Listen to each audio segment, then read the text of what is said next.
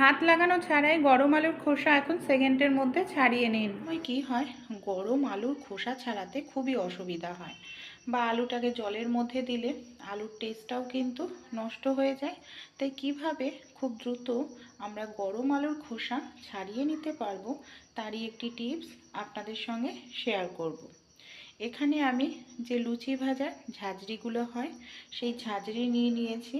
তার ওপরে দেখুন এইভাবে আলুটাকে রেখে চামচ দিয়ে হালকা করে টান দিলেই আলুটা নিচে পড়ে যাবে, আলুর খোসাটা ওপরে থাকবে। আলুটা আমাদের ঠান্ডা করারও প্রয়োজন নেই, জলে ভেজানোরও প্রয়োজন নেই। গরম আলুর খোসা খুব সহজেই আমরা এইভাবে হাত না লাগিয়ে কিন্তু খোসাটা ছাড়িয়ে নিতে পারি। তাই ভালো লাগলে অবশ্যই আপনারাও কিন্তু অ্যাপ্লাই করে দেখবেন, আশা করছি উপকার পাবেন।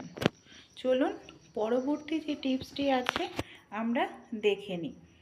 অনেক সময় কি হয় যে আলু হয়তো কোনো রেসিপিতে ব্যবহার করব, আলু ম্যাশার আমাদের বাড়িতে থাকে না। সেক্ষেত্রে এই ধরনের যে ঝাঁঝরি, এটা দিয়ে আলুটাকে যদি আপনারা ডলেন, আলুর মধ্যে বড় টুকরো থাকবে না, আলুটা একেবারে ম্যাশ হয়ে যাবে।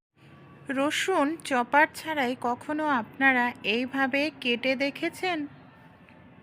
অনেক সময় দেখা যায় আমরা রসুন স্যুপে, চিলি চিকেন এই জাতীয় জিনিসে ব্যবহার করে থাকি, কিন্তু এর জন্য একদম ছোট ছোট করে রসুন কাটতে হয়। অনেক সময় ছোট ছোট করে রসুন কাটতে অসুবিধা হয়, সেক্ষেত্রে এই ছোট্ট টিপসটি অ্যাপ্লাই করুন। হালকা চাপ দিয়ে রসুনটাকে এইভাবে একটু থেতো করে নিন।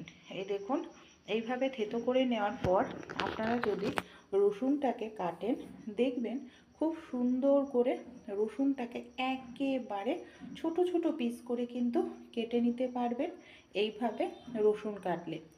আর যেরকমভাবে আমরা স্যুপে, চিলি চিকেনে দিই একদম ছোট্ট ছোট্ট টুকরো, সেরকমভাবেই একদম ছোট্ট ছোট্ট টুকরোই কিন্তু হয়ে যাবে। এই দেখুন কত সুন্দরভাবে এখানে আমরা রসুনটাকে এইভাবে কেটে নিই।